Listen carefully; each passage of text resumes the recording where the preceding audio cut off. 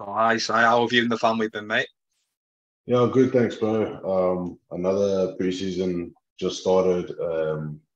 We're expecting another one as well. So I've got a son, and we're expecting our second very, very, very soon, probably imminently. Brilliant, mate. But Yeah, now all good, man. yeah, no wonder you looked that happy that pre-season started.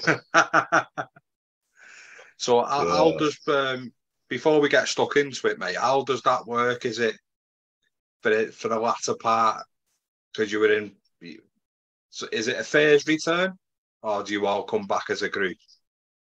yeah. We all come back as a group, and then like obviously the guys that are on international duty, they don't come Yeah, in for a while. And then like I've just had surgery.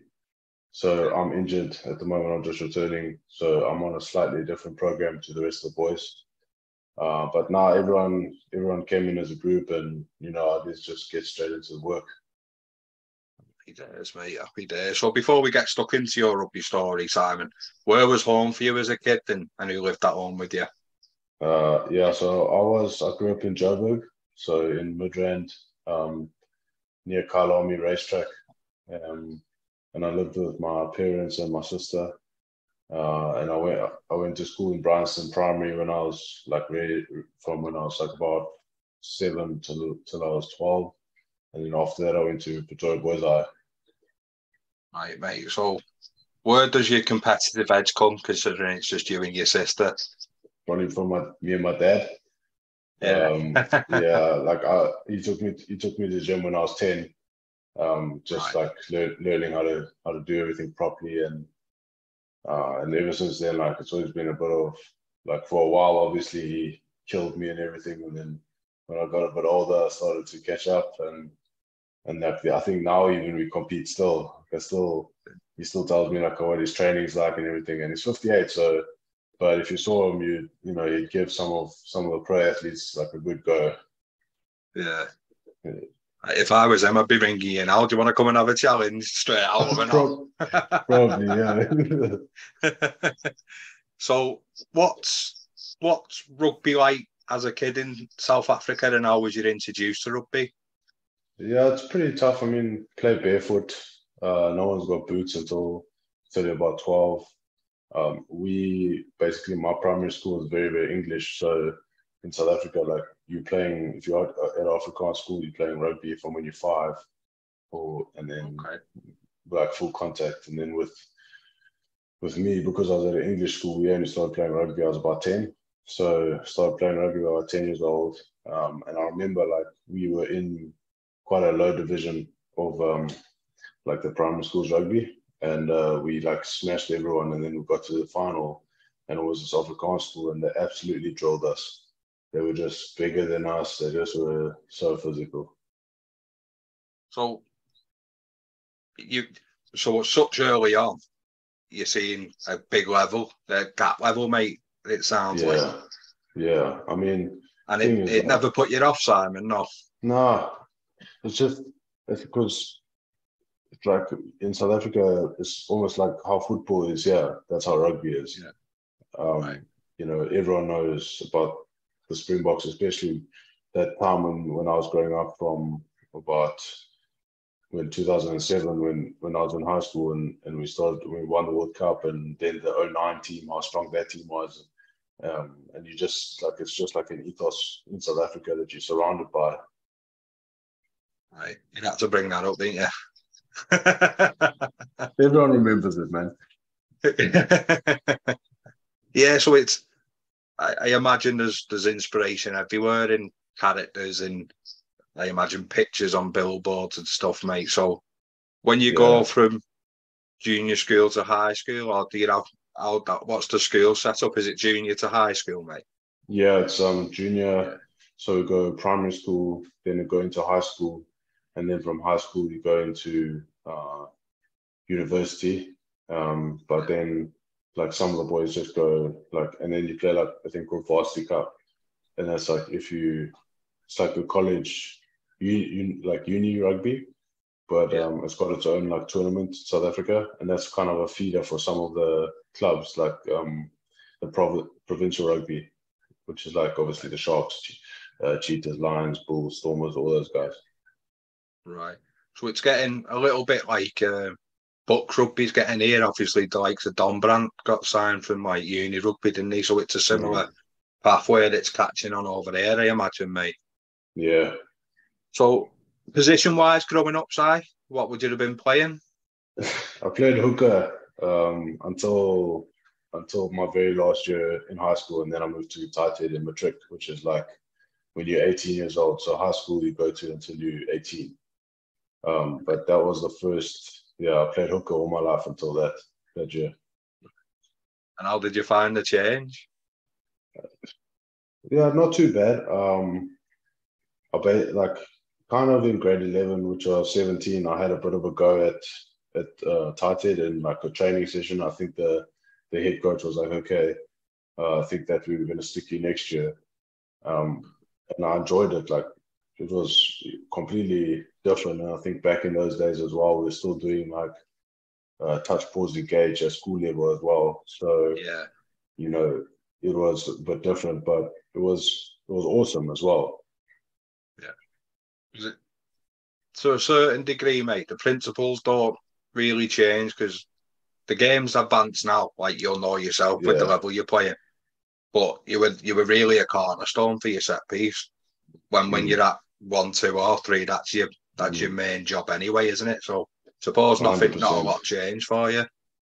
Yeah, and the thing is, I think a lot of people obviously put the pressure. Like everyone always says, you know, your number 3 is super important, and your number 3 is like the cornerstone of the scrum. But if you don't have a number 2 and number 1 that are very, very decent or you know good as well, the number 3, you know, there's not much you can do. You can hold the scrum down, but you're not going to be dominant. You need to have a 2 and a 1 that can also come with you and dominate just as much.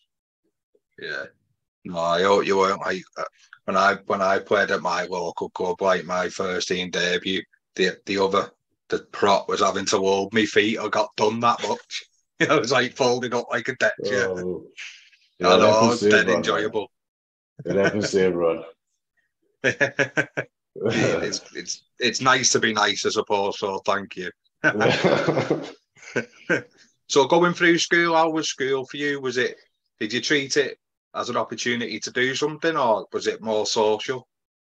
No, I think like I said, I think like grade 8. So when I was 14, I was kind of like in the lower teams. Everyone else had like gone through all the growth spurts. I was still quite young. You know, you've got the guys that are 14 years old shaving, they've got a full beard. And I was nowhere near that. The guys were just running over people. But then as the years went on, you know, I caught up. I broke my ankle when I was 16 quite badly doing motocross, which I was very, very passionate about. I would have probably had a career in that had I not broken my ankle so badly. And then I was out for like 6 or 7 months with that on crutches. And then like, the 2007 bug bit, and I was just zoned in on rugby. All I wanted to do was just play for first team, for my school's first team. I put all my energy into that, and it took a lot of hard work, obviously, getting back from the ankle break. But so then I went into grade 11, and I got pneumonia in the trials. So I had to start. They put me in the 10th team. So my school has 10 teams, and I got put into the 10th side. And by the end of the season, I was at seconds. So I made it all the way to second. And then my final year of school, I played the entire season in the first team. So that was quite a big deal for me because, like, you put everything into it, and I could have just, you know, given up when I said that 10th team. I mean, it's hard to go when you, especially in that school when there's 1,500 boys, and you go and you see it, like there's like a lift, and you see where your name is, and you go start at the top, and you start going down, and see yourself in the 10th team. So it's tough. It's tough to take. Yeah, I imagine. So, what was rep rugby like as a kid? And did you get any invites to rep rugby? So was there any provincial stuff at like for me, certain age groups? Yeah, like I said, so I missed out when I was from like 16, 17, missed out on those 2 years. When I was 18, I went through like the Craven Week B side. So it's like the guys that are too old to play Craven Week. I played in that. Didn't get invited to SA schools. I then went to the Sharks Academy, and I played under 19 Currie Cup with Stefan Levies, Ellen. Like, our team was actually ridiculous. Stefan Levies, Ellen Dow, Max van Dijk. We had a guy called Paul Jordan. Who else was there? Franco Murray. I think Peter Steff played for a little bit. Peter Steff the toy, but then I think he went straight to the under 21s. But it was a ridiculous side, and we did all right in that competition. Not as well as we should have with all the talent we had. And then from there, I again missed out on SA under 19 or under 20 representation. So, but a lot of my teammates went on to play there, and a lot of them are now like Springboks and stuff that were in that team. Yeah. Then I played under 21 Currie Cup and rugby at College Rovers. So College Rovers is basically a feeder for the Sharks. It's like really proper club rugby. Like, there's the whole Durban, all the Durban rugby clubs that feed into the Sharks, College Rovers, Collegians. There's a massive rivalry between those two clubs. And if you aren't getting game time at the Sharks, you'll probably be there. I mean, that's how it was when I was there. I don't know how it works now, but it was extreme. I mean, there was a time when like a load of Sharks guys that were playing Super Rugby came down into that College Rovers first team, and the rest of them into the Collegians first team, and it was like Super Rugby trials. I was only 20 at that time, so I was playing under 20s, but it was crazy to see like all these guys that you see playing Super Rugby just, playing club rugby. And just wanting to tear each other's head off.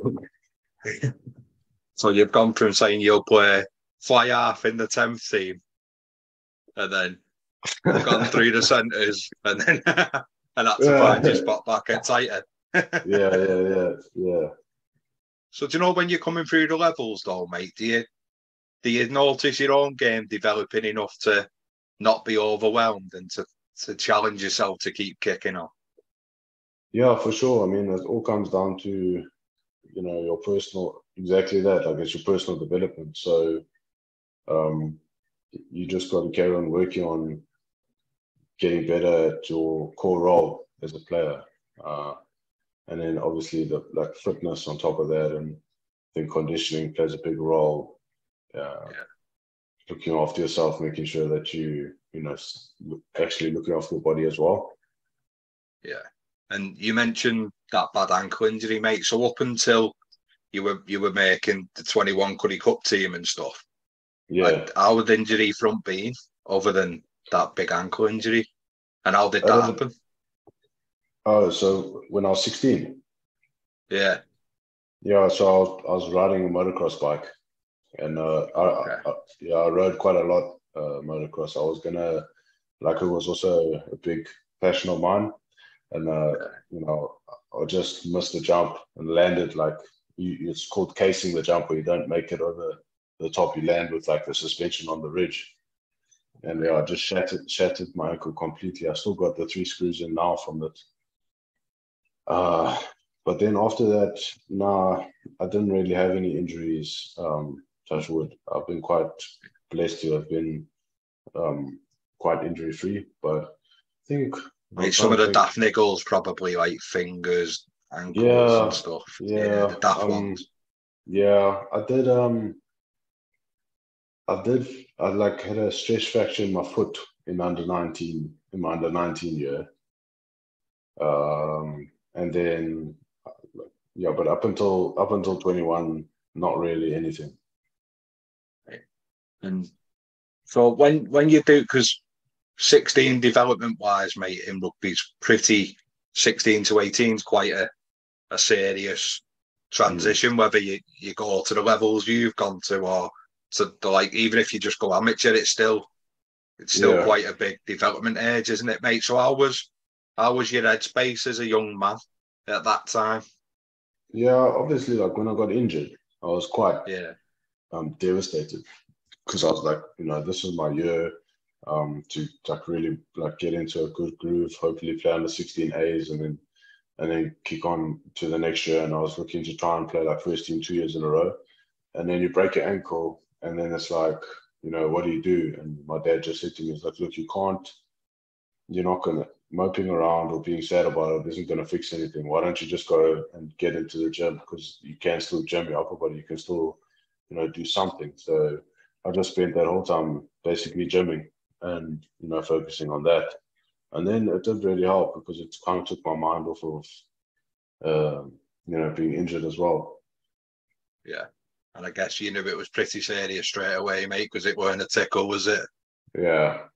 Yeah.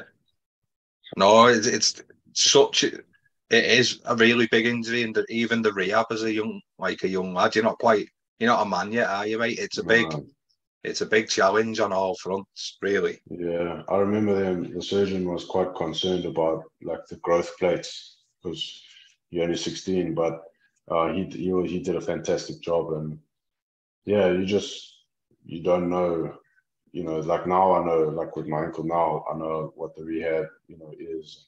I've got constantly physios around me, but when you're 16, you don't have any of that. So No, that's it. You're fending for yourself, mate, aren't you? mm, Really. And if you're lucky enough to be a bit wealthy with your family and that, you might be able to go down like a good yeah, op and rehab route. But if you're not, you're yeah, sort of just left yeah, to fend. exactly. Yeah. So what age did you start learning the intricacies and dark arts of front row stuff, mate? Because up to a certain age, they'll just let you play because you're still enjoying Yeah. it, aren't you, and becoming competitive. But Mm. I'd say once you're in, probably coming back after that accident off your motorcross bike, that's Yeah. probably when it started kicking in about the dark arts, I imagine, a little bit, the Yeah. Yeah. intricacies.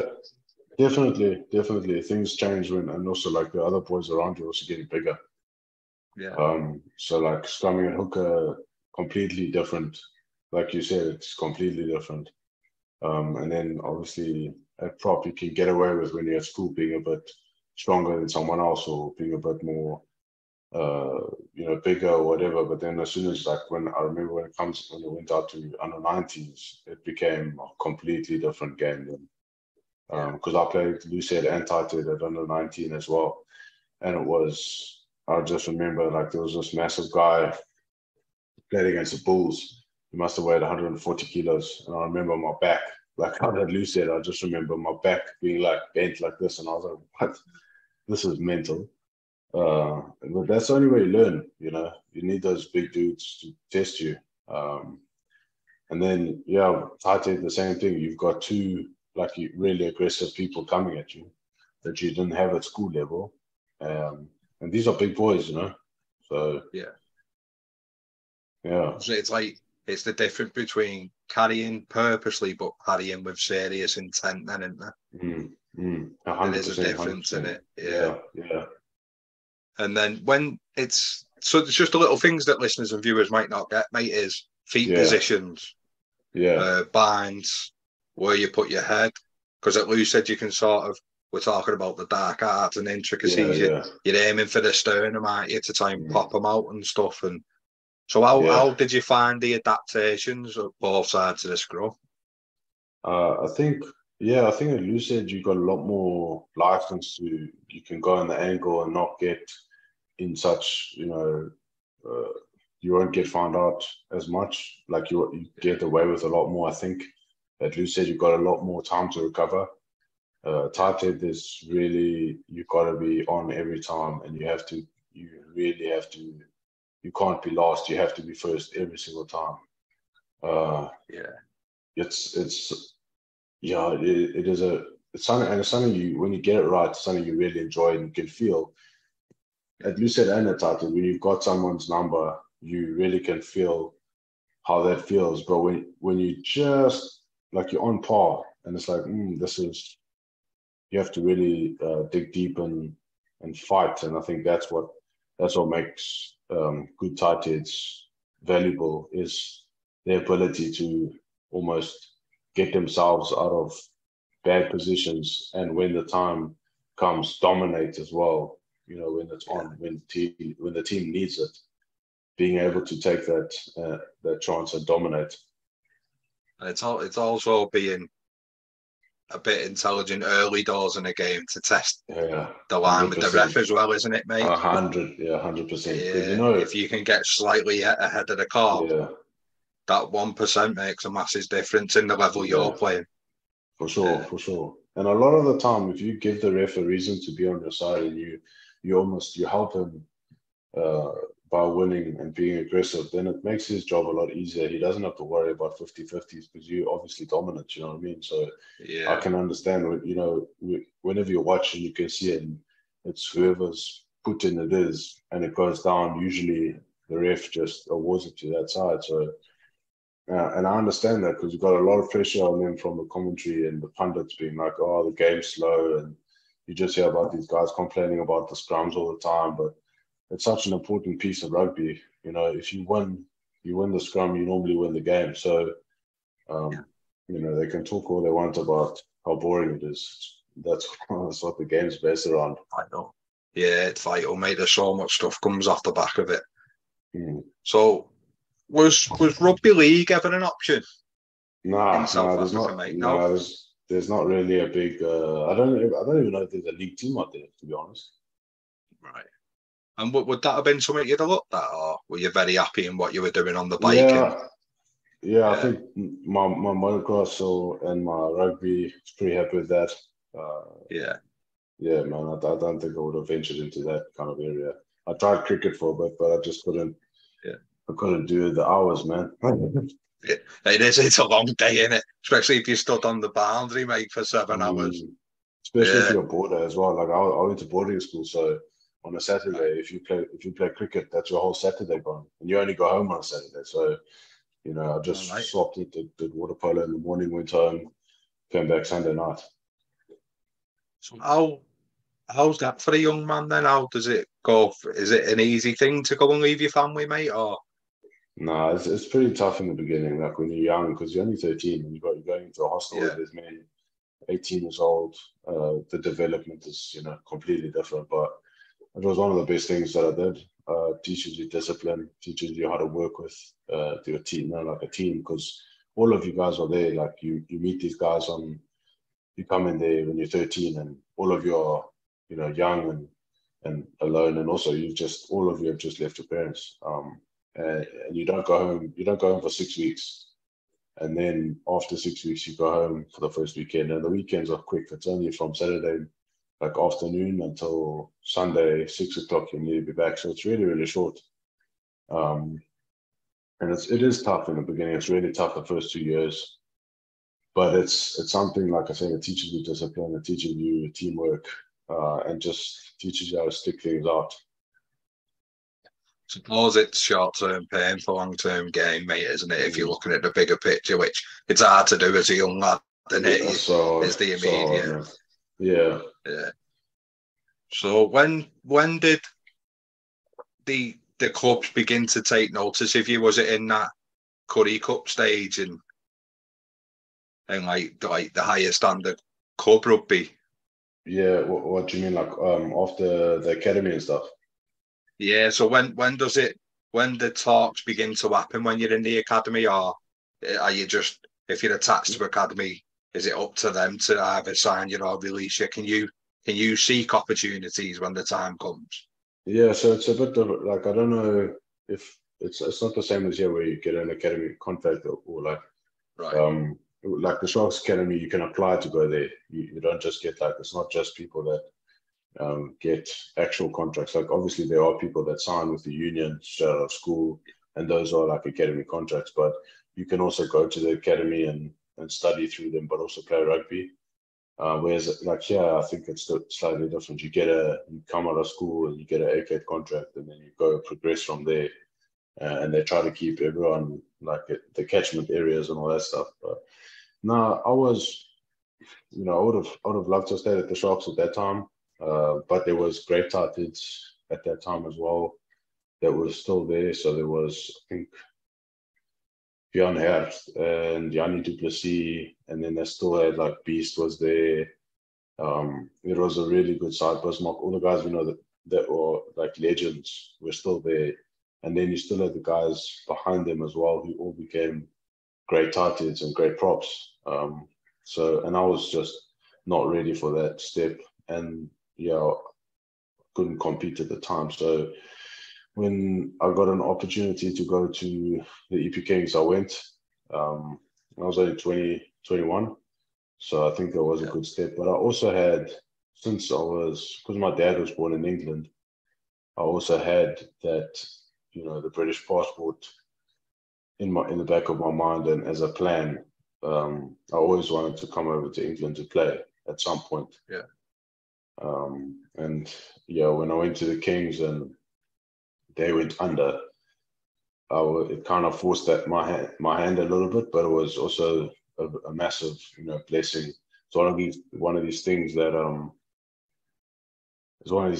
like you hated at the time, but it's something that turned out to be a very, very powerful thing and put me where I am now. So, I can't really say that, it was very hard, but it's something that's led me to where I am today. Yeah, probably made you take an opportunity a bit sooner than you'd like, basically, wasn't it? Yeah. You wanted to try exactly. and hone your game a little bit, probably, mate, and learn a few things. No, that's fair enough. So when a new opportunity comes, so we'll start with the Eastern Province Kings first. What's a new environment for you? How do you see it? Are you someone that takes a while to bed in, or are you happy to just go into a new environment? Yeah, I'm a bit like reserved and a bit shy at first, a bit quiet, but once I get into it, like I find my feet and then I like make friends. And so once you start making friends, then it becomes a lot easier. But in the beginning, yeah, I'm just a bit introvert a little bit, but I try my best to to just put myself out there. But yeah, it can be hard coming into a new environment, especially when you're a youngster. No, that's exactly. You're still a young man now, mate, finding your way, aren't you? So yeah, exactly. on the back of that, mate, did you played South African Barbarians, didn't you? Yeah, so I was still in the academy, the Sharks Academy. I was playing under 21, and I played a bit of Vodacom Cup rugby, and then that opportunity came, and I think it's because, like I said, I had that British passport. So my agent helped get me the shot, and then yeah, I was fortunate enough to play at the HSC against John Smith and Saracens on his last game for Saracens, which was amazing because obviously I went to the same school as him, so that was kind of like a bit weird, but really, really cool. So was there ever a time as a young man, mate, when you're hitting these milestones, do you get a time to reflect, or is it always on to the next? Yeah, I don't really know. Like, it was a big deal at the time, that thing. I mean, it's pretty cool to have done, but it's just I'm pretty much like that. Like, just take it in stride and continue. Just press on to the next thing. Yeah, until I'm idea, and then you have to. So on the back of that, mate, is it like an invitational sort of setup? So do you go into a little bit of a camp, you do a bit of training, get a bit of stash, and then you go through like a team run through? Yeah, it was like we basically flew out from South Africa, landed in England, and then just had a week and then played against Saracens and then back. It was very, very quick. Like when you look at the Barbarians now, you look and you think that must be great, that must be like so easy going for everyone. But logistically, must take a toll on your body, that sort of thing, Si. Yeah. No, like I said, like I would love to play for the real, like the big Barbarian side. Like, that would be awesome. Hopefully one day I'll get another shot at that. But that one with the South African Barbarians, yeah, it was just something new to me. I was just there to like kind of enjoy, the experience and stuff. And it's not really like when you're a youngster, like you just fly and it's all right. Nowadays you need to be looking after yourself a bit better, getting the compression stuff on, and all that stuff. Get your sleep pills or whatever you need to sleep properly on the plane. But there it was, you just take it in your stride, you're a youngster. Riding a wave with the bounce back ability when you're a kid, innit? Exactly, Bit harder to get out of bed now. Yeah, it doesn't happen now, man. So when you come over, mate, and was there a reach out to any English clubs to see if there was any opportunities, or would you just focus on the bar stuff and come back? Yeah, I think there were a couple of clubs looking. I don't know if anything materialized because, like I said at the time, like my agent that I had at the time also wasn't. He was like, look, in his view, the best thing to do would be build your CV in South Africa. When you have a couple of Super Rugby caps and a couple of Currie Cup caps, then the deal would be better to come overseas. So right now, like he said, just like hold off a bit. You're in the shop window, just continue playing, and that was the plan. I had a couple of murmurings when I was at the Kings. Didn't really. They were also like trial stuff, but nothing serious. And then I went to Jersey when the Kings imploded. Basically, like 2-3 months with no pay. Oh wow! And it was pretty dark, man. I remember sitting in my flat that I just like got into, and just like I couldn't afford to pay electricity, and I was just having like a tin of baked beans. And I was like, I can't do this, man. This is ridiculous. And then the Jersey just started beating your dad in the gym, and you're having to do beans on toast. It's so tough, man. Yeah. So, but that's another thing. Like sometimes those things you grow from. And then I went to Jersey. So So do you know when that sort of thing happened, mate? Do you know the next contract chat you have? Do you look for stability more than money? Do you look for length of contract? I imagine so. Again, like when you're young, you don't really have many like responsibilities or things going on. Like now I've got kids and a family, so it'll be a lot different to back then. But then I could have I just took the chance. I think it was only a 1-year deal, and then so it was only a 1-year deal, and then I signed after that another year. So it's mad, isn't it? Because I was the same before I got to speak to people properly like on this, mate. But when you're at that level, don't know why, but we seem to think even when you get released, you'll be fine. You've got loads of money in the bank. You live like a luxury lifestyle. But it's like you said, you were a young man trying to establish yourself and learn what you can along the way. And then that happens, and you're worrying about electric bills, you're worrying about eating. It's something we overlook as a fan, isn't it, mate? It's a 100%, 100%. It's heavy. Man. It's so heavy, man. It's so, and that's the thing. Like, I feel lucky that I was that young because the guys that are older had a lot more responsibilities than me. Yeah, like you said, you had sort of no responsibility. Like, no kids, no partner, not like just signed up for the house, but you were on your own, so you can sort of do some work, can't you? Yeah. Well, lucky I had a girlfriend, but she came with me here, so that's my wife now. So luckily for me, she stuck with me. She stuck around. Yeah. She liked beans on toast. Yeah, exactly. So before we chat about the Jersey move, mate, what does the Currie Cup mean to South African people? Because it's a big tournament. It's massive. It's really, it's like the oldest. I think it's one of the oldest competitions in the world in rugby, in terms of rugby, and it's just such a fierce rivalry, like between the provinces. Especially like the Transvaal one. It used to be massive between the Bulls and the Lions because they're both in Gauteng, and they used to just really, really aggressive. And then it's the same, like the Bulls. If you're a Bulls fan, you hate everyone else, but especially the Lions. And then if you're a Province fan, you hate the Bulls especially as well. So there's like that fierce rivalry. And then between the Sharks are kind of like they're the cool guys of the Currie Cup and stuff, and they dominate as well, and they were such a force as well. But no, it was, especially when I was growing up, like throughout the 2000s, like 2000 to 2010, like growing up, it was just awesome. And everyone just like goes crazy for it, you know what I mean? So, and it means a Yeah. lot to you as a player playing that league. Yeah, I suppose as well, if you're growing up proper in love with the game, you see what it means to the fans before you feel what it means to you Yeah, as a player, don't you? You ride the wave 100%. both sides.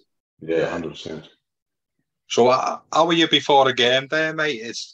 How do you build up to a game that's hotly anticipated like that? Because you come across quite a cool character.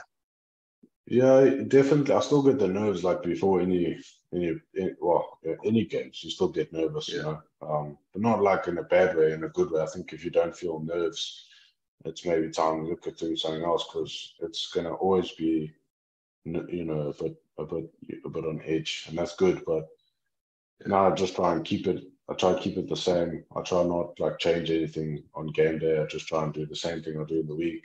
I might sleep a bit later. If it's a night game, I might try and sleep a bit like way later till like 2 to try Yeah. and adjust your day. But now I just try and keep it the same. I like listening to lots of music, and then just like clearing my head, going through whatever I need to do for the game. If there's some like key um, information on like the opposition players that you need to know, or just refreshing the maps, and then just going into it, man. And are you someone that needs an early involvement side? So do you seek a carry or a tackle quite early so you know you're in the game there? I think that always helps because you don't Yeah. want to be there like 10 minutes in. Oh, I haven't done anything. I think that's what that's about. I don't really think about it too much because I Yeah. think if you think about it too much, then you start like exactly that, like worrying. Okay, I haven't done anything for so long. Sometimes the game just goes like that. You kick off, you don't do Yeah. anything for 10 minutes. You just scrum or just go from set piece to set piece. But you can't let that be like something you need to do because I think otherwise it can throw you off. That shows your development as well, mate, that you're at peace with that. Because you just said yourself, the game can sometimes go that way, and you can over try, can't you? And 100%. overplay a little bit. Yeah, Yeah, start you doing have things you games. don't normally do. Yeah, you have games where you read your stats and you like don't understand what happened. Like, why is there such a low amount of involvements? And then you have like a game where you come off the bench, play 15 minutes, make 10 tackles, and have 17, have like 7 carries, and be like, how's this possible? Like, I just played Yeah. 80 last week and I've got the same numbers. Yeah. No, I can imagine it can be. You've got, yeah, it's frustrating. You've got to find Mm, that balance and peace in yourself to know when the time's right, it'll come, won't it? And 100%. yeah. So the move to Jersey, mate, it Yeah. was anyone else get back to you or I think there was like a trial. One of the Prem clubs wanted a trial. I can't remember who it was, but it wasn't yeah, nothing like stable. I just wanted something where it was going to be like 6 months or a year. I didn't want to go for like yeah, I know it's like even that's not really stable, but that seemed like really good. Like a year, it's decent. So yeah, when Jersey came with it, I was first of all, I didn't even know that they played rugby in Jersey at that time. I was like, what the hell? Where is Jersey? Because all I thought it was America.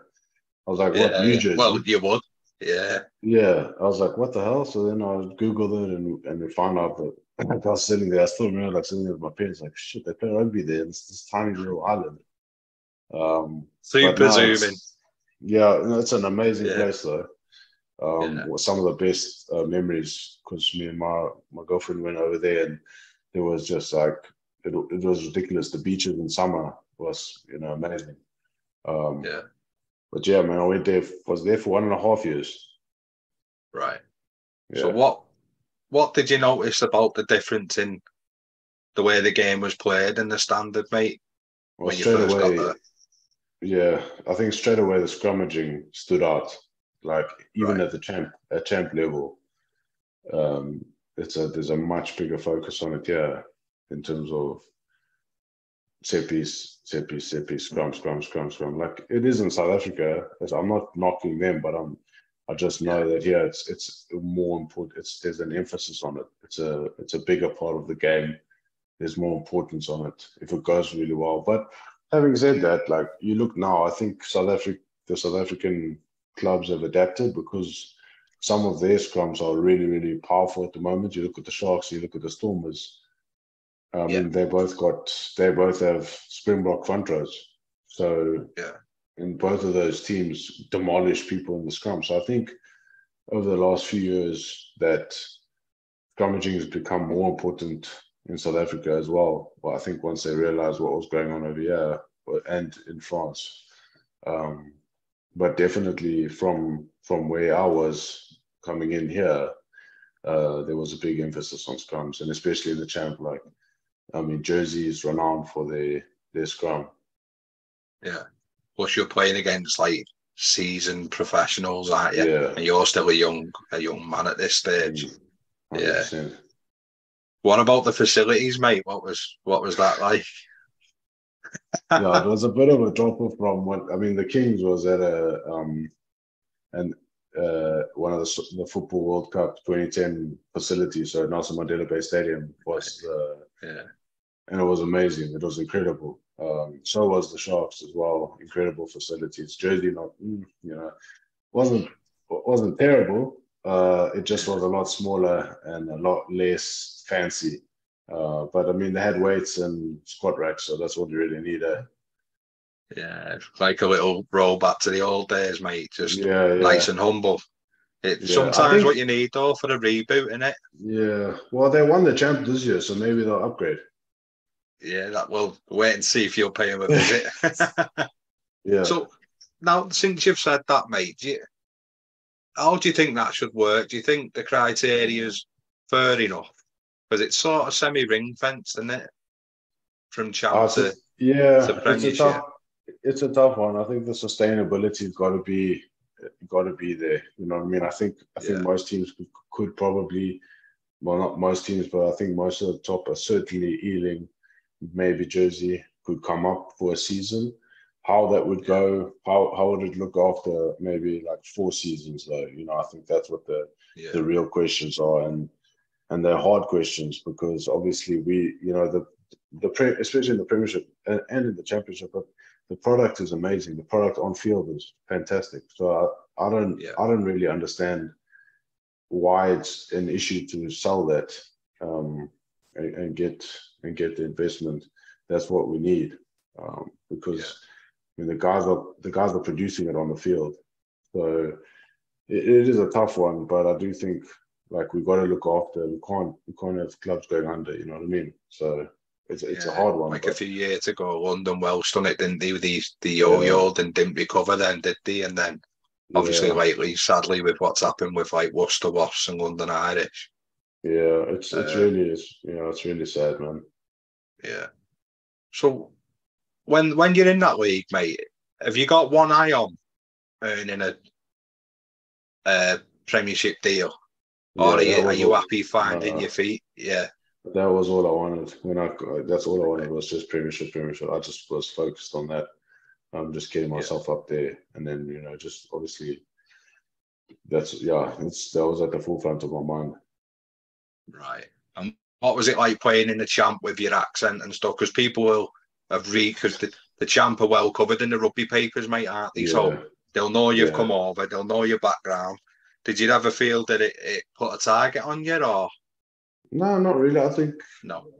Luckily for me, when I came, like I said, we come into Jersey and they have a really dominant scrum. I just kind of footed in and just did my job. There was the scrum sessions were long, really long. I remember one time must have been like 30 scrums in the rain, in the sleet, and just like being like, what on earth is this? But those scrum this isn't the dream you sold me. No, it was. Yeah, it was. I was questioning. I was like, where is this the sun? They said it's like South France, it's fleeting sideways. How? That's not what I got told. But now it was. You just got to.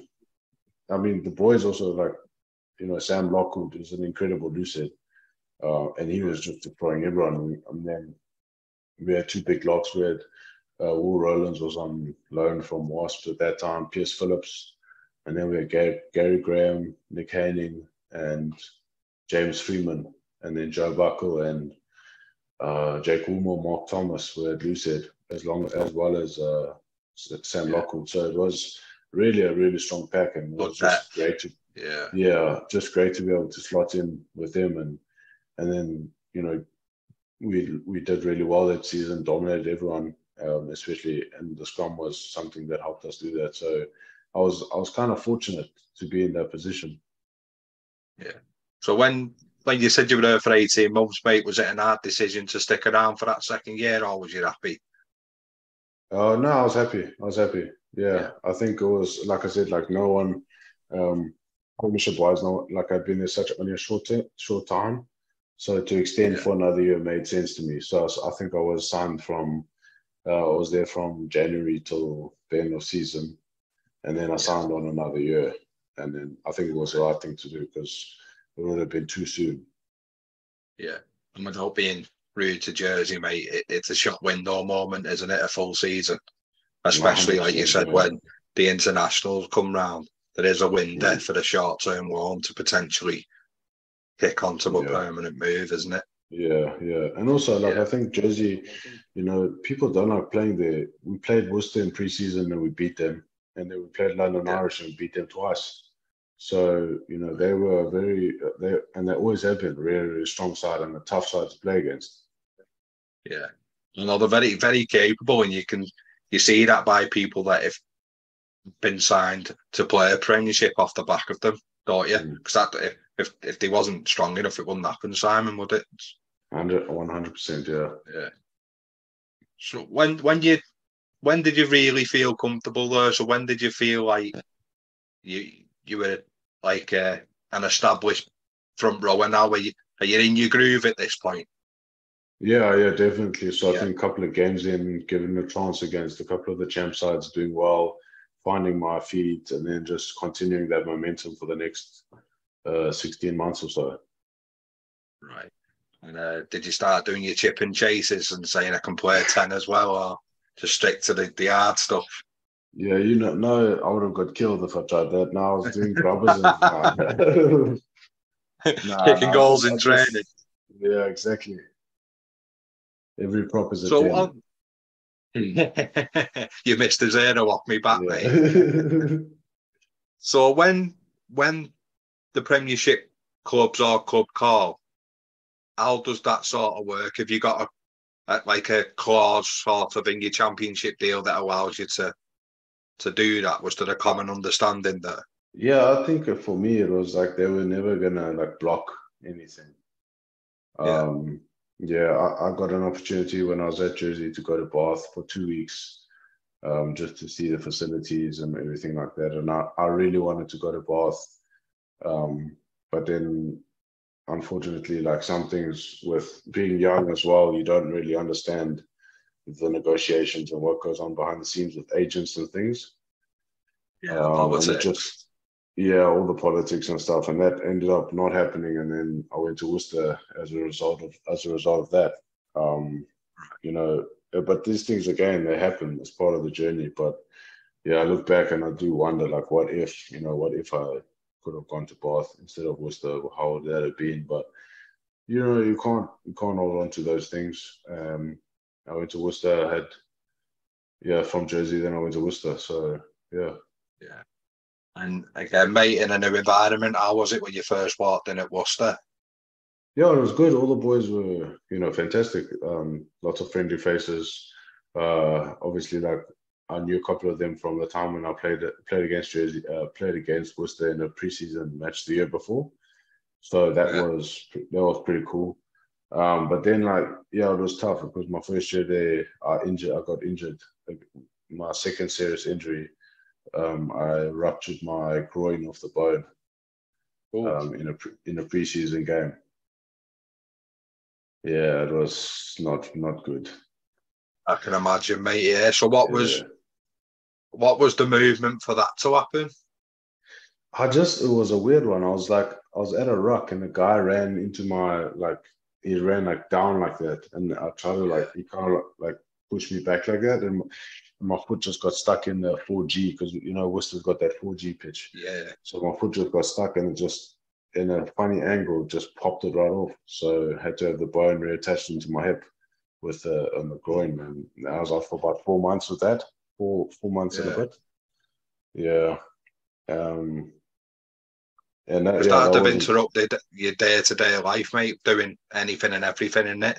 Oh yeah, no, it's just not it's a really awkward place to injure as well. Yeah. Yeah. And So again, was that pain very instant? yeah, that was instant. That was Yeah. instant pain. I knew something was wrong. I also I went to stand up and I couldn't stand up on my leg. I couldn't. I was like, nah, something's definitely wrong. And yeah, then had all the scans and went in, got that sorted out. But it was incredibly frustrating because you want to put your mark down at a new club, and when things like that happen, it kind of, especially when you're new, it doesn't really help. And how's the medical care at champ level to Premiership level? Yeah, it's quite a big jump. Prem has got just a lot more resources. It's got a lot more doctors, a lot more surgeons, a lot more connections. Yeah. Right, mate. And was the opera? Well, it sounds quite a serious one. Yeah, had three screws into my hip with a bone because it ripped a piece of the bone off as well, which it's probably better that happened. But yeah, then they attached it, and then during my recovery, I also got an infection because of the location, so I had to go on antibiotics. Then that also slowed down progress back. So just a really frustrating one. Yeah, and you're learning again about self-patience. Yeah. Perseverance, targets again, aren't you, mate? You're like probably like semi-learning to walk again to a certain degree, aren't you? Yeah. And just being, like you said, like being patient, listening to the figures, and I tried to push a bit early, and that also just like elongated the recovery. So I know now, like, just listen to them. They know what they're doing. Right. And after that, mate, how was the comeback? Was it like a phased return? Would it have been 15, 20 minutes one week and then 30 minutes? Yeah. And then before you know it, the season's over. So it was exactly. I was going to say that. You blink. Yeah. So how long? Go on. Sorry, Simon. No, they're really good at that. Like, no one will ever force you to play more than you can. Well, that's another thing. So we just automatically think you're on full pay. They leave you alone. You rehab as you want, but there's still big structures in place and rehab programs, and you've still got to rock up early, probably earlier, finish later, and you've got to see your mates actually getting involved, and you've got to sit on a bike or a rower or. Yeah, exactly. It's a lot of mental, like, just patience, and that's why it's good to have like some if you got a bunch of like injured guys with you, just stick with them and like find something to do that's not maybe not rugby related, like, I don't know, build something, or work on, study something, like anything, but just try and take your mind, like, when it's time to work, but when it's time to switch off properly, switch off and do something that's going to allow you to keep on going every day and getting better while still being disciplined enough to be like, look, it's only temporary. Yeah, because the knock-on effect's not just you; it ripples. So it's your wife now, and it's your mum and dad as well, mate, isn't it? And your wife's family and stuff. And your kids as well. So you can't be moping around here, and then your little one comes in, and you're like, what kind of example are you setting for him? Yeah, especially when he wants you to go in there and you can't dive. Yeah, exactly. So how long was Worcester for, mate? 2 years. Right. So are you finding a sort of pattern here that the 2 year windows where you're developing that much, people are starting to have a little look at you and stuff? Yeah. I think like before, the Worcester thing was a bit of a frustrating one for me personally. I didn't really find my feet there. I got a couple of, like, I had a few games where I had really good games, but I just wasn't. It just wasn't the right fit for me at the time, for a longer time than that. And that's fine. Like, you go through, teams where someone's, it's just someone's opinion. But luckily, it also put me in the shop window for other teams. And yeah, Because your like you life's said, run on opinions, whether you like it or not, as an athlete, yeah, isn't it? Yeah, yeah, exactly. And you can obviously do things to improve those opinions, but sometimes you just got to roll with the punches, and that was one of those times. But now it yeah. also Just put me in the accept shop. it weren't to be. Yeah, Yeah, exactly. But also just it put you in the shop window. And you also just yeah. got to believe in yourself. You got to I was believe in gonna yourself say that. because Yeah, sometimes this is going to happen, but if you persevere, then it'll yeah, eventually you will break down that door or whatever it is you're going to do. You will get to your goals, but you have to just carry on persevering and carry on going through with the work. yeah. Because you don't want to change your game too much, side, do you? Because it's got you where you've No, got to. Yeah, no, exactly. You just got to yeah. keep on persevering with what you're doing, and you'll get your end goal. You will get there. Yeah. No, it is. It's like you said. It's life is a matter of opinion, unfortunately. Mm. But thankfully, mate, you've had more good opinions than Yeah, bad thankfully opinions. so. So, Yeah, 100%. and I believe in fate, mate. Everything happens for a reason. I just don't think that was for you at that time. And Yeah, but you no, thanks. experienced it, you learn I from it, agree. don't you? Yeah, Yeah, no, I agree 100%. yeah. So Quins, then, mate. Did you Yeah, understand how big a club Quins were when you signed? yeah, like you always like growing up. I watched the Premiership as well growing up, and you always see like Queens, Tigers, all the big clubs, and you always think like, yes, you maybe one day how awesome would that be? And I was kind of in like I was in like I remember finding my agent where like he called me and he was like, listen, man, um, I've got Quins are interested. Quins want to sign you, and I was like, shit, are you serious? And he was like, yeah, they want to sign you. They're really interested. What do you want to do? And I said, yeah, man, I would love to sign you. That's awesome. That's unbelievable.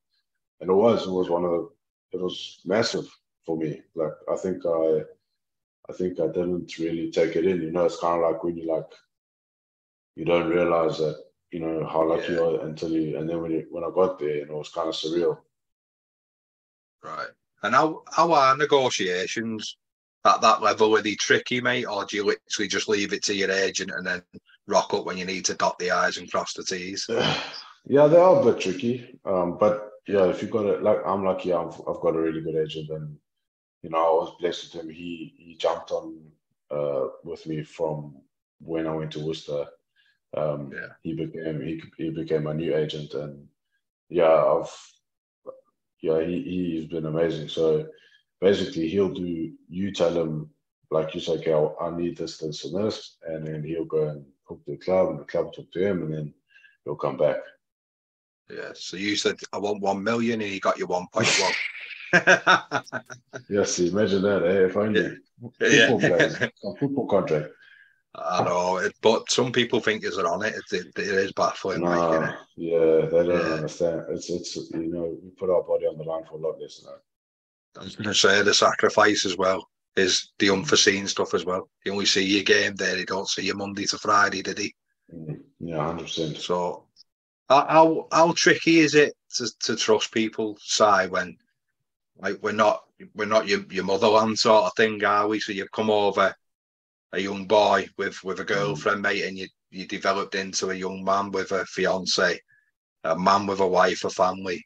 How is it to trust people? Because I know the sport's a very open sport like that. Yeah, You don't need to wait long to know that it's very yeah, inclusive and your yeah, teammates are extended family, aren't they? yeah, exactly. I think that's the thing about rugby. Like we've still got friends now that we've made from all of those clubs. Still keep in contact with them. So it's really easy. You just, like you said, it's about the sport. We're all inclusive of each other, and every type of person. Like you can be introverted, extroverted, loud, quiet, whatever. It doesn't matter. Like everyone's included, and you got when you go through like the games where you're bleeding with someone, and it's really really hard, and it's like being in a battle. Like you get close with them, and yeah, you just become like family almost. Can you imagine there's times like I'll know it just from the amateur, like my amateur level, mate, but you must be somewhere in deep Europe under your sticks, feeling the pressure, the crowds on you when them early pre-season moments or the few beers you've had bonding get you through them moments, don't they?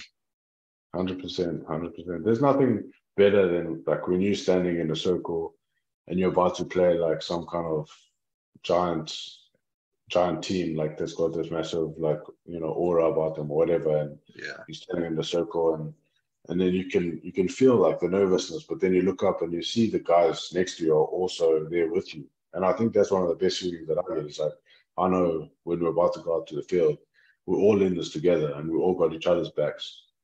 And there's not really a feeling, like it's a weird thing that I can't really describe what that feels like, but it really is. It puts you at peace. Like, when you're in a team where you're standing there and you know that everyone's got your back, like, and you've got their back. That's one of the best feelings you can have. Yeah, because in the team environment, mate, that's what you can get. But say when you're one-on-one with your motorbike and that, it's all about you, isn't it? Because you know your bike and the bike knows you, the little movements, the little leans here, a change of gear there. So is that the nice switch off that you're always at? That you could still get that adrenaline, but from a different format. So what do you mean by that? Say it again. So is it nice to be able to flip between two sports where it's just an individual sport and then a team sport, but you can still get the same adrenaline and kick? Yeah. Yeah, I think the bike thing is more like you're really on the edge. Like it's when you're going properly and you're flying through the corners and that feeling is a different feeling to when it's still, like you said, it's still adrenaline, but it's a different kind of adrenaline. Like the one where you about to kick off, or like as you're walking out the change room onto the field and it's like in Twickenham or something like that. That feeling is you're a lot more vulnerable there than you are when you're on the bike. But at the same time, you also know, like, when that big hit comes in and all of your teammates are around you and you see one of your teammates absolutely kill someone, and you're just like, that feeling is unbelievable. Yeah. Because not only do you stick your head in some shitty places on a rugby field, mate, but you're putting your body in vulnerable positions on a bike, aren't you? Only takes a slight overlean and that wobble's going to come, isn't it? Yeah, 100%. Yeah. No, that's fair. And what have clubs been like regarding a bike and that? Are they pretty good with your self-interest? I think like as long as like I haven't ridden a bike for a few years, but like properly. Okay. Because I think there are things where I think if you get it wrong and you're doing something that's not really safe, like it's official to you or them, is it? Yeah. Yeah. Well, I think if you're deliberately putting yourself in harm's way, it can be an issue. And I agree with that because you shouldn't. Right. But no, it's something I enjoy. I would like to do again one day, but I'll do it on a social level, not anything crazy like you used to. Yeah, and I suppose with them injuries you've had as well, mate, you appreciate what a layoff can do to you. 100%. Yeah, 100%. Yeah. Would you ever have imagined how successful you'd have been at Quins, mate, looking at what you have done? Nah. And I still think like I've got things that I want to do. So, but I do think like it's been amazing. It's been incredible. And I'm very fortunate to have been given this opportunity. And I love it, yeah. I do love it, yeah. I really, really do. Yeah. So because I know the cliche handbooks that you get when it's a week of a big final, you just go, oh, it's just another game and we treat it like you can't see them, that it's a different feel, isn't it, the week building up. So talk us through what a week building up to a Premiership final looks like for you, mate. Yeah, the training is just, pretty much the same. We try to keep it the same. It's exactly like what you said. I try to keep it the same. I remember it was really, really competitive, that game, especially before the Bristol game. I didn't play, but it was so competitive training. I remember like the scrum sessions was awesome. The training was just, really crisp. And you just had a feeling. You just had that feeling of it's going to happen. It's just, it's just a feeling, and and then 2 years, and then like not last season, the season before, we got to the semis again, and it was tough to go to it was tough to go to series, but I didn't think we were going to lose that game either. And unfortunately, we came short, but we still got that hunger in us. So hopefully this season we can get back to where we need to be. Yeah. So did you get many of them feelings, mate? Because it is something I was going to ask you, and I know I didn't send it yet. Like a moment in a game when you just look round and think you can't do no wrong.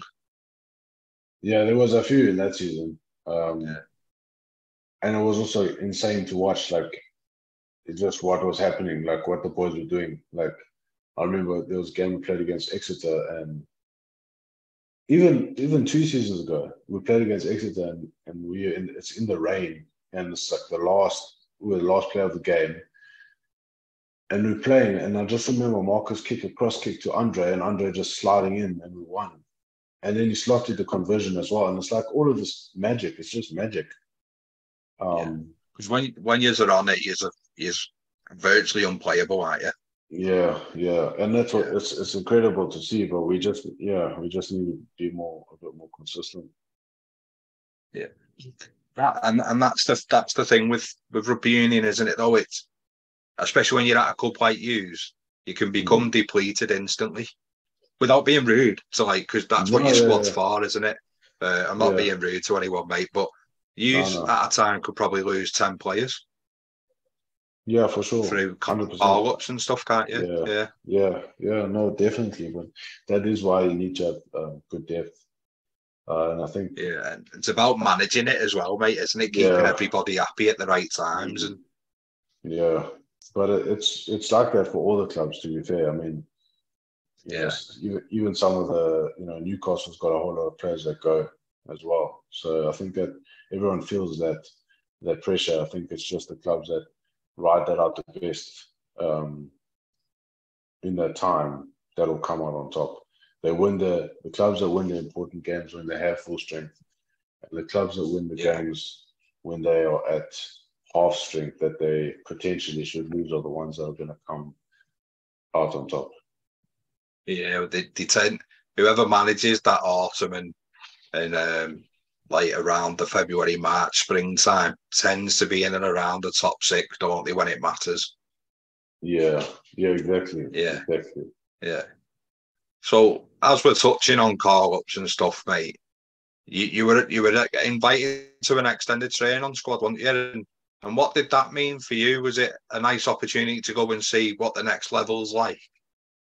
Yeah, when I made that squad, it was incredible, and I was really, really happy. But again, I just wanted to.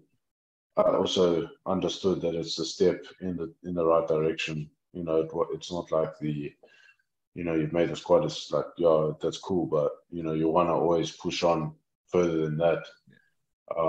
The intensity was way more intense. It was definitely a step up, and I remember just feeling my body like it's really intense, man. It's like a session in the morning, session midday, session at evening. Then you got all the meetings in between. But it's not like a lot of meetings or like a long meetings. They're like quite short. But the intensity and the detail is a step up from Premiership. But it was amazing. I think I had two mini camps at the end of, I think it was 2020. Yeah. And then, man. But hopefully, all being equal, I can get back there. That's it, mate. Because I imagine it's not so much the body and the ability, it's the mind that needs to adapt to that level. Because everything's intense, there is no let off, I imagine, mate. Yeah, it is. It's a step up. But like I said, once you've gone there, you also want to go there again and hopefully kick on from there. You don't want to just go to a camp and not get back in there. So, hopefully just, get back in there, do my job and get another look in.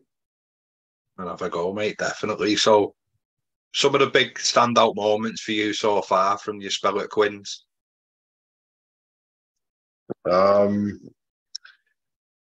Ooh, I can thinking beating. I think when I was in 2020, we played against Exeter at home, and it was Mark Lambert's 250th game at the for Quins at the Stoop, and we beat them at home. That was a massive win. That was an incredible highlight. And then there's been a few where there's like big games where, like the London Irish this last season just gone past. We were playing against London Irish at home, and we were losing 23-21 with no more time on the clock, and there was a scrum. We had to win the scrum. We got a penalty from the scrum. We kicked it to the corner, and then we scored a try to win the game. That was also one of the biggest moments, the biggest ones. Great game to be a part of that one. That's what we were talking about before, about the importance of a scrum, mate, isn't it? Yeah, exactly. Yeah, no, it is. No, it's thing, yeah, like, for sure. Yeah, it's when you're blowing out your ass as well, isn't it? And you've still pulled it out the bag. Yeah, 100%. But I think those two definitely stand out. And then obviously winning it, winning the Prem, that was incredible. Being a part of that team that year was mental. Even though I didn't play as well, I was still sick to win. Just to lift the trophy and see what the boys did, because that was also a mental final. Like we had gone through it the week before with the boys, coming back from like 28-0 down or 28-5 and then winning. And the same thing with that game. It was like, I think the end score was like 42-45. Like it was anyone's game. But we've had a couple of these games where you just look back and you're like, wow, what happened there?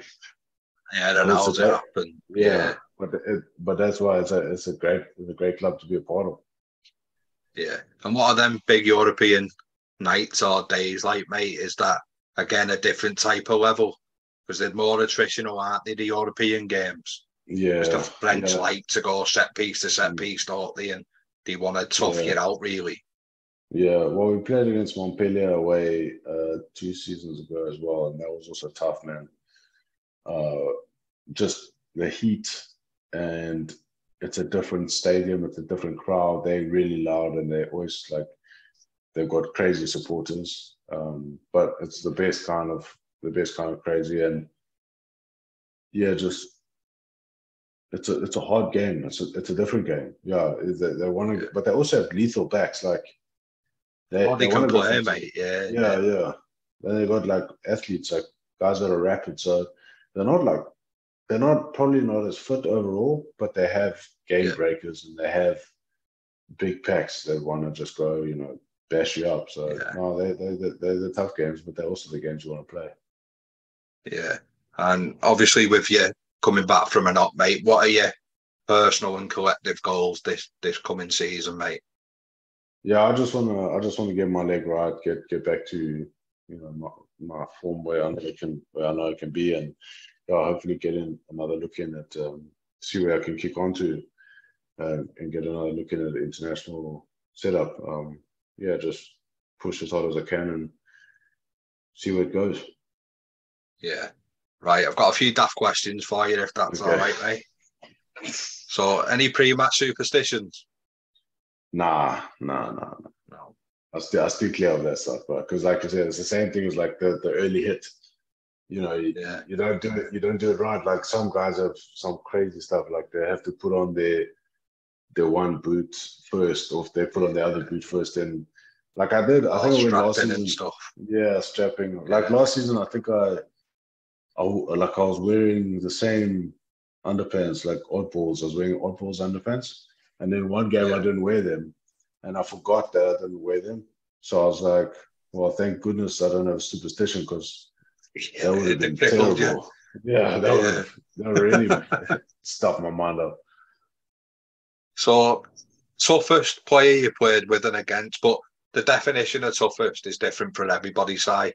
So we all have a different ideology of what that word means. Yeah. So toughest player I ever played with. There's a few of them. Sam Lewis at Worcester was an absolute beast. It was just took a lot. I mean, he could just take a hammering. But then you got like, I think Will Evans. He's also one of the toughest guys. Yeah, he just plays on through crazy. I think he did like he broke his thumb or something and like just strapped it and carried on playing. So I'd say like toughest guy I ever played with, I'd say, yeah, that's probably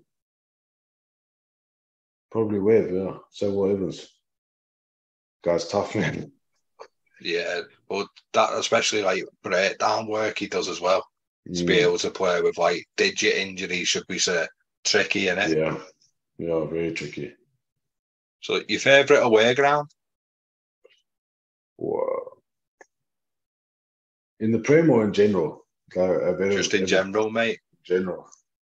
The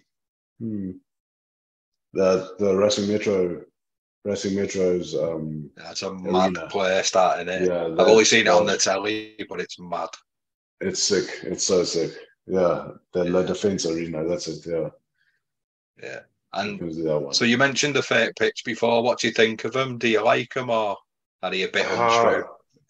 They're not, they're not great, but at the same time, they're not the worst. It's a bit of a, the grass. As long as they water them, then you don't get grass burns. But it's terrible if they don't water them. You can get some very bad. Like we're doing Worcester preseason in Worcester when I signed there, and they didn't water the pitch beforehand, and I did like a slide tackle. We were doing, I think it was like football or something, or like I slid and presented the ball or something. But I did the whole top of my shin was just completely off. Like I think it was that big. It was terrible, bro. Honestly, I still got a scar now. It was like that big and like that wide and just blood everywhere, sticking. The worst thing is at night, it sticks to your bed sheets. I was going to say that's the stuff people overlook, innit? Yeah. But no, if they water them, it's not too bad, I prefer grass, but the best are like deso pitches. Yeah. Just because the ball's a wicked bounce, innit, mate? I know you shouldn't let a ball bounce, but it's a wicked bounce off a 4G, innit? Yeah, it can embarrass you a little bit. Right. So if you could go back and tell a younger you something, what would it be? I'd just say keep doing exactly what you're doing. It'll work out. Like stick to the process. Don't get bored of it. Be patient. I think patience. I'd say you need to be patient. Like that's it. Like a lot of young guys, it's hard as well. Like when you're coming up and you see guys that are your age getting the big deals and getting the breaks early, and you're thinking like, why are they getting it so early? Why is it not me? But you really, all you need to do is just persevere, and it will come. Yeah, especially because like Rugby past do a good job of showing you what school rugby's like now, don't they? Yeah. So you sort of see what the level is, and you like we all know ourselves when you see someone at a level, you think there are like levels, aren't they? If you're here and you can see that, you know what you've got to work to, or you just know you might not get there. Like patience is good, but like you got to be honest with your patience as well, haven't you? Mate? You got to know your worth. Yeah, 100%. But at least try to get there. Like you might not get there, but at least try give it a go. Yeah.